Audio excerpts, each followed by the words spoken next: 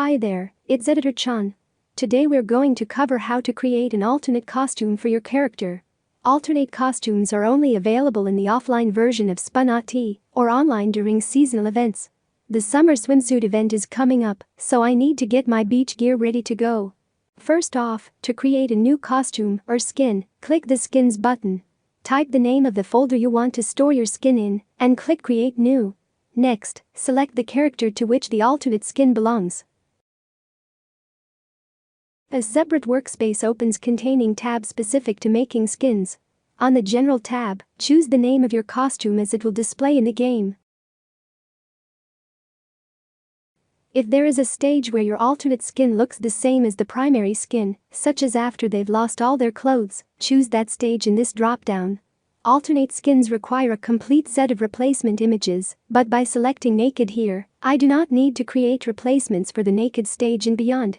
The images from the primary stage will be used. If your character should be called something differently while in this costume, you can change it here. Your alternate costume uses the same tags as the primary model. However, you can remove tags and add new ones as necessary. All of my tags apply to my new skin, so I won't remove anything, but I'm going to wear sunglasses, so I'll add that. You need to define a new wardrobe, but keep in mind that the layer count and importance order must be identical to the primary model. Before I fill this out, I'm going to create an image so I have something to refer to.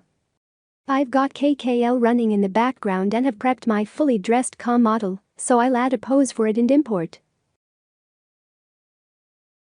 Here it is, with my bunny floaty and everything. I'll recenter it a bit before I finish cropping. Okay, now that I have an image, I'm going to use it for the skin's portrait. Remember, the portrait is what appears in the character selection screen. This list unfortunately does not update immediately, so I have to close the skin workspace and reopen it.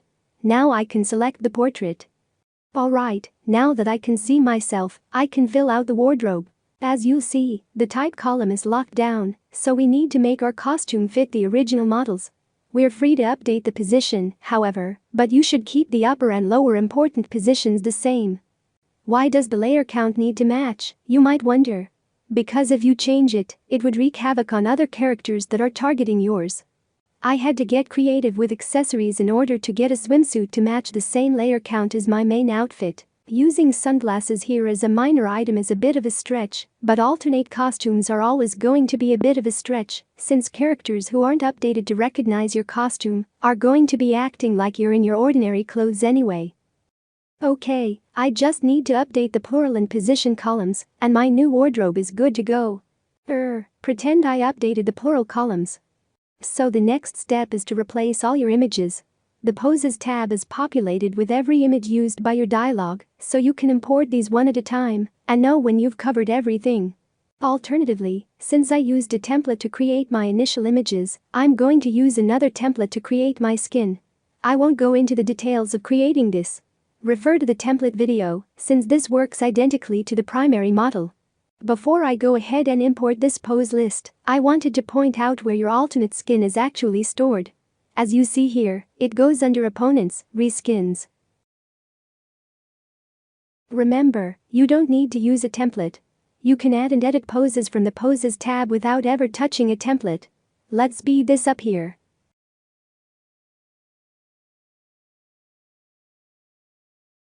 Okay, since I didn't really tweak any of those images after creating the pose list from the template, my new skin is almost finished. Back on the main character workspace, you'll now see a little drop-down in the corner here where you can swap between skins. This will help with visualizing lines as you write for your new skin. One other thing while we're in here. You can verify that you didn't miss anything by going to the Validate tab. I still have a lot of validation problems with placeholder text, so I'm going to filter out everything except skin-related issues. I'm left with two warnings. The first one complains about some missing images. These are custom poses from the pose maker, as well as some images I made that didn't originate from a template. The other warning is about images in my Reskins folder that aren't being used. These are images from the naked stage and beyond that my template created, but if you remember, we set it up to use images from the base folder for those stages, so these ones are unnecessary. I'll jump to the folder and delete them.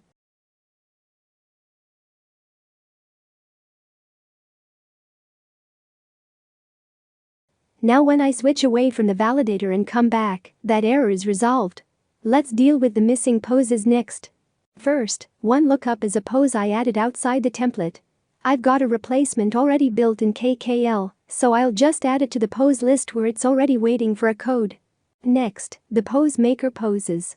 I'm going to be replicating the same pose as in the main model, so to start with, I'll copy the pose in the main model and then paste it into the skin. I don't need to keep this other one around. As you can see, the pose works out of the box even outside the main folder. Now it's just a matter of swapping out the images. I'll speed through this, since the pose maker is not the focal point of this lesson.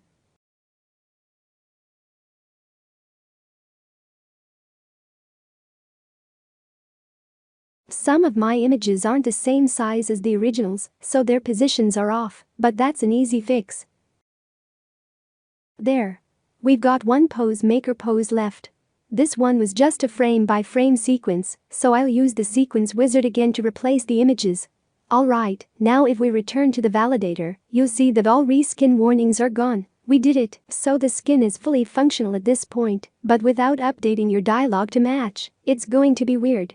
Skins use the same dialogue as the main character, so to make lines specific to your new outfit, you'll need to add cases for it. The player costume condition will let you restrict a line to your costume or limit it to the default costume. When doing this, I find it helpful to build a macro. I'll call it swimsuit. Macros let you build your own condition presets. I'm going to stick this in the self menu and call it swimsuit. Now, when I create new cases, I have a button available in the self menu that will pull in the costume condition filled out already, so I don't have to manually do it for every new case. The last thing to cover is how to actually see this skin in-game. For online events, it'll be automatic. For the offline game, there is a menu when selecting your character here that'll let you switch. That's it. I'm ready for the beach. I'll see you in another video once I get back. Bye.